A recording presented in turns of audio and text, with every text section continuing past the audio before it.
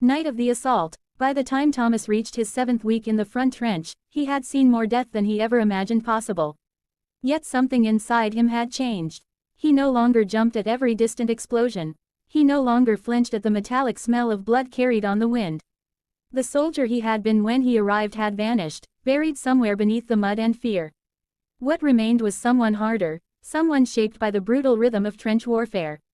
On a cold morning thick with fog, an officer walked along the trench line, dropping sealed envelopes at every platoon commander's feet. Briggs tore his open and read silently.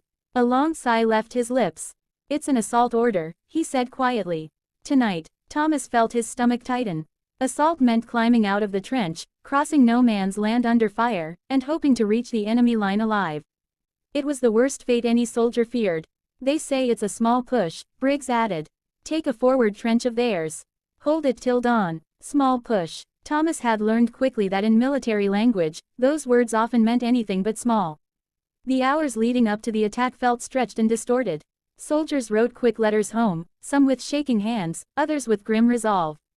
One man carved initials into the wooden trench wall, leaving behind a mark he hoped would outlive him. The chaplain walked silently through the ranks, offering prayers that sounded too soft for the chaos around them. As night fell, the artillery behind them opened fire. Thousands of shells screamed overhead, crashing into the enemy lines. The ground trembled, sparks flew into the sky like dying stars. Thomas clutched his rifle, feeling the vibrations run through his bones. Briggs tapped his shoulder. "When the whistle blows, you run. Don't stop. Don't look back." Thomas nodded, though every instinct in his body begged him not to go over the top. The whistle blew. The world exploded into movement. Thomas climbed the ladder, boots slipping on the muddy rungs, and forced himself into the open air. No man's land stretched before him like a graveyard of shattered dreams. Machine guns instantly roared from the enemy line, spraying bullets that kicked dirt into the air. Men fell left and right, collapsing into the mud with sickening thuds. Thomas sprinted forward, crouched low. The air smelled of smoke and death. A shell burst nearby, throwing him backward.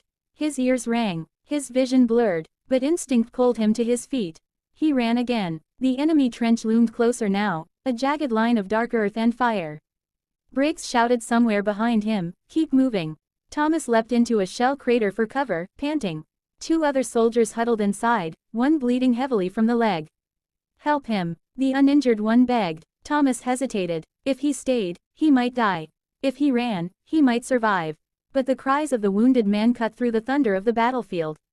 Thomas grabbed the soldier's arm and heaved him upward, helping him limp toward the enemy line. Bullets zipped past them. The sky glowed orange.